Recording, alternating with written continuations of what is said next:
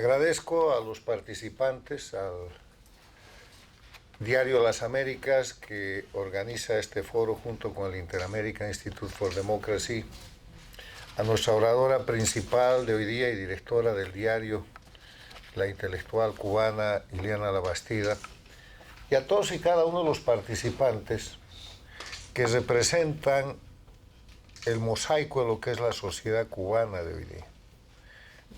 Algunos de ellos mucho tiempo en el exilio, otros recién llegados, otros son exiliados del 11 de julio, pero todos grandes luchadores por la libertad y con una visión que se ha expuesto aquí sobre lo que pasa en Cuba a 5 años de ese momento extraordinario, que se ha denominado la fecha más trascendental de la sociedad civil de Cuba contra la tiranía, el momento en que el pueblo cubano cambió el eslogan del castrismo, patria o muerte, por el de patria o vida, y reclamó libertad.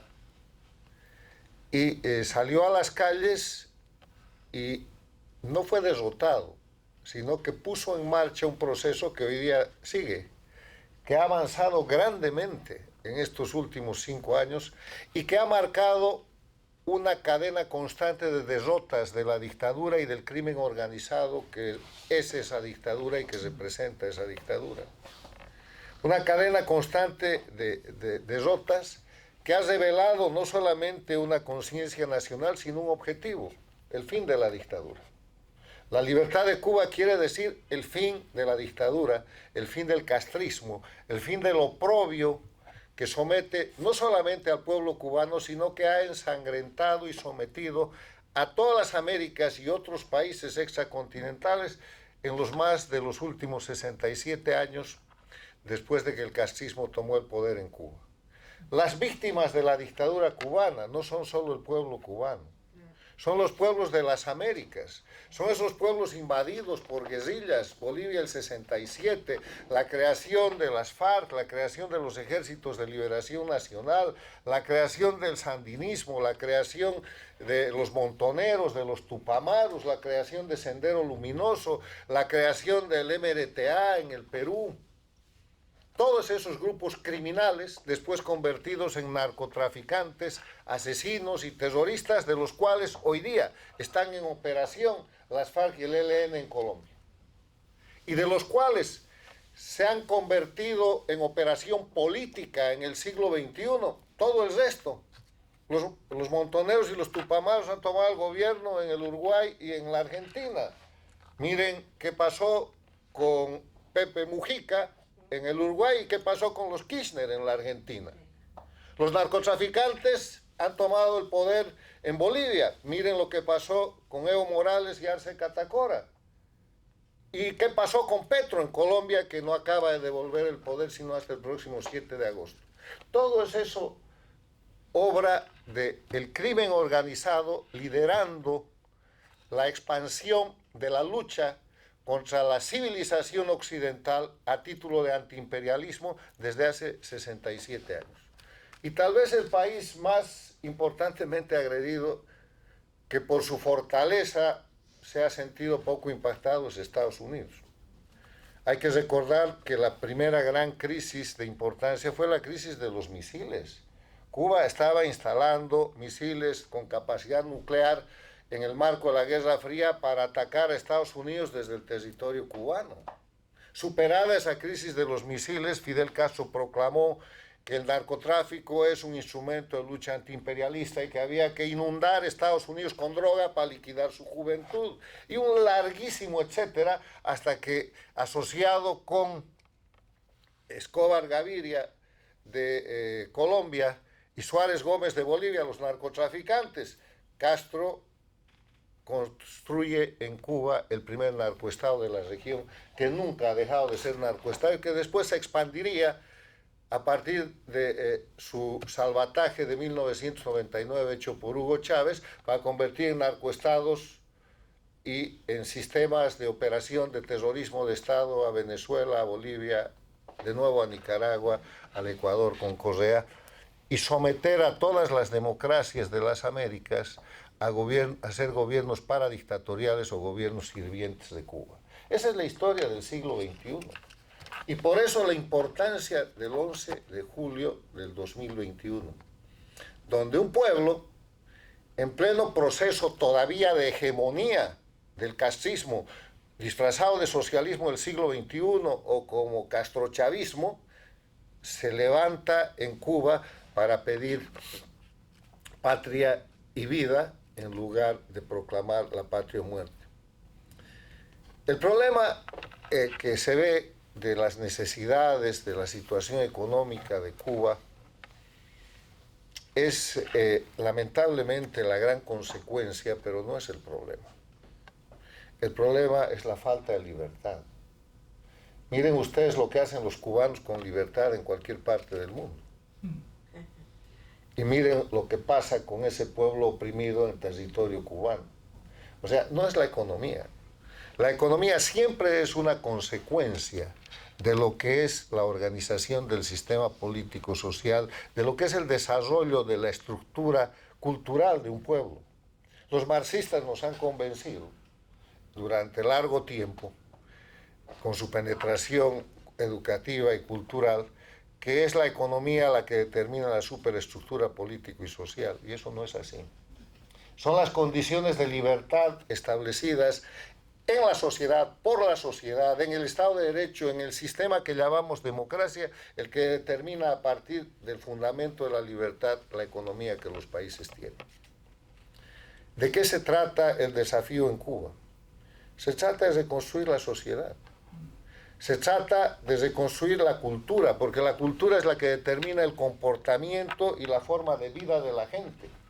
La cultura es el conjunto de conocimientos, creencias, arte, moral, costumbres, hábitos, leyes que adquiere el ser humano como miembro de una sociedad.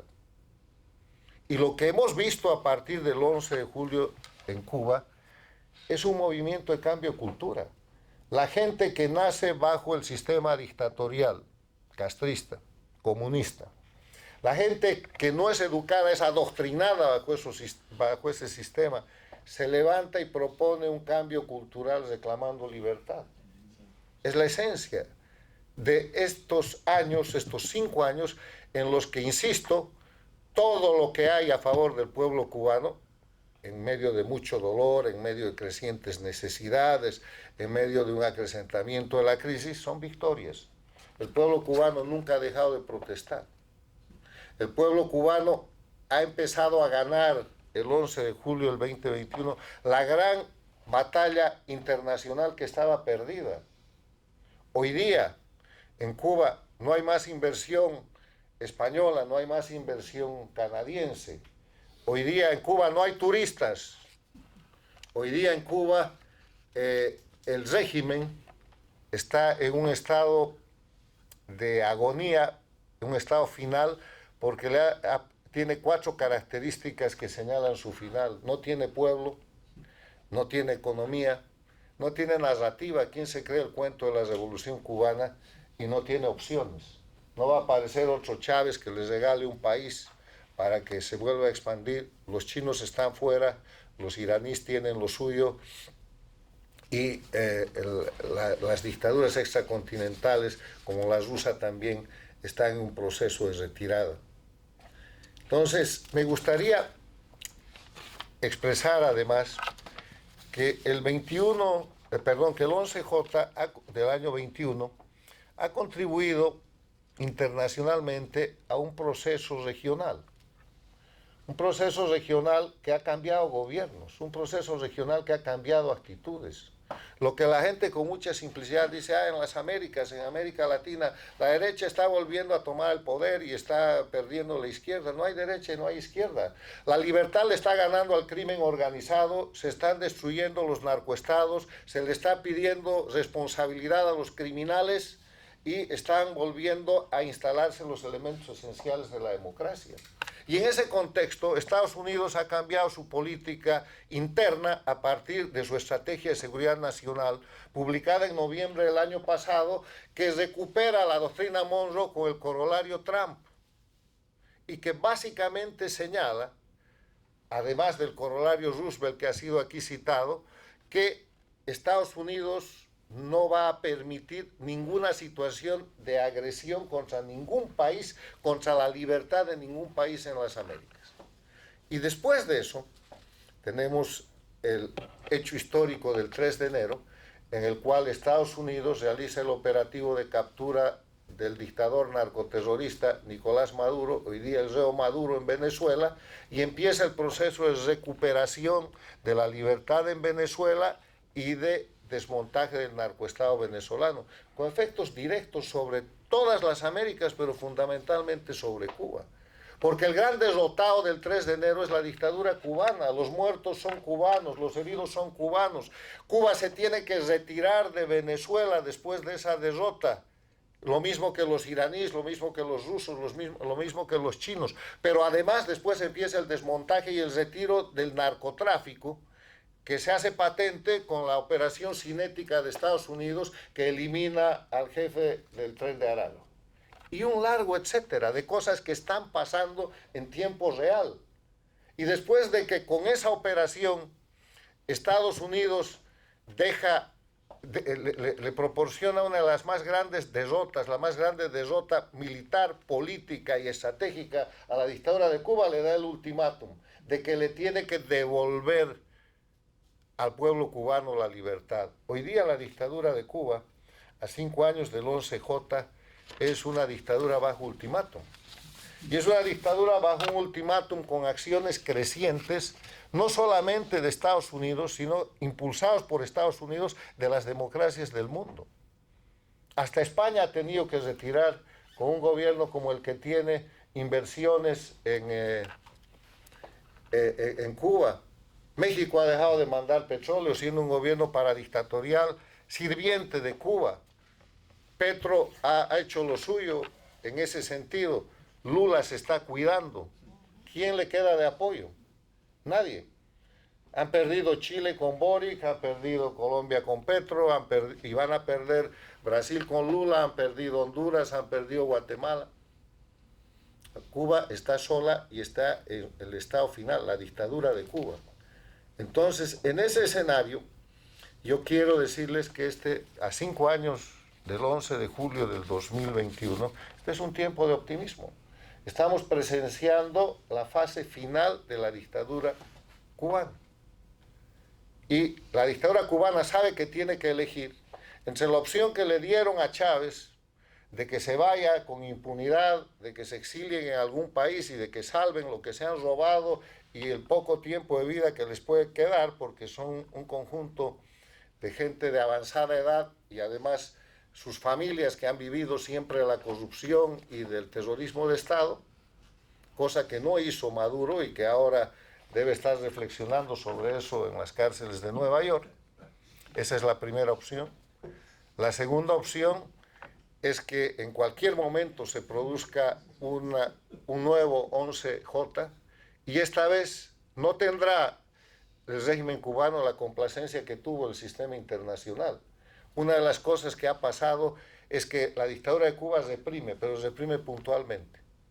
Aunque tenga fuerza física, no tiene capacidad política ni estratégica de una represión conjunta. El día que haga eso va a ser neutralizado por fuerzas internacionales.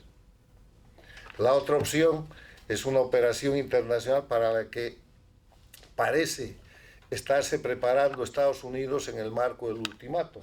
Para eso les quiero pedir que ustedes revisen el documento que acaba de emitir el Departamento de Estado, que tiene 100 páginas, que se llama Cuba, la capital del comunismo del siglo XXI, donde se refleja que Cuba es el centro de agresión contra los Estados Unidos, no solamente con temas de inteligencia, sino con temas de violencia y de lo que hemos denominado y denunciado por años, que es la guerra híbrida.